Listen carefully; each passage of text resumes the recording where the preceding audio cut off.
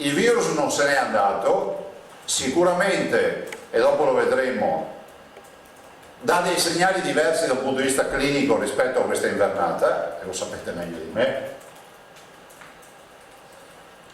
È fondamentale rispettare le indicazioni che sono date dal DPCM e quindi di conseguenza delle nostre ordinanze, ovvero l'uso della mascherina nei locali chiusi e dove ci sono gli assembramenti, l'igienizzazione delle mani, che sono le uniche indicazioni che si danno, voglio ricordare, no? Perché adesso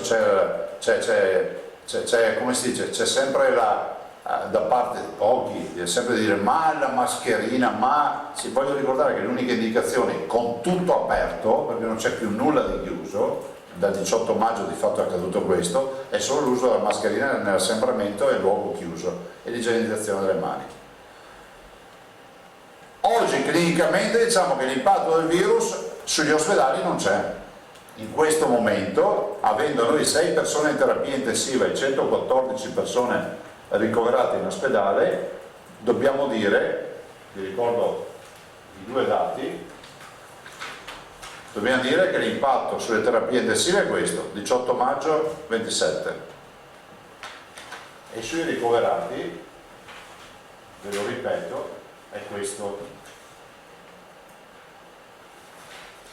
5,41 18 maggio, 114 oggi. Non siamo davanti a una situazione drammatica, il che non vuol dire che adesso facciamo la festa della liberazione come dico sempre io. Siamo davanti al 70% dei positivi che sono asintomatici, altro aspetto, no? L'evoluzione clinica è stata che siamo passati, vi ricordate quanti ricoveri ricordavo tutti i giorni nei bollettini a marzo, che è stato il mese più terribile che abbiamo vissuto assieme a un bel pezzo di aprile. Oggi noi siamo qui a parlare, aumentano i positivi, ma non vi dico dell'ospedale, non parlo più dell'ospedale.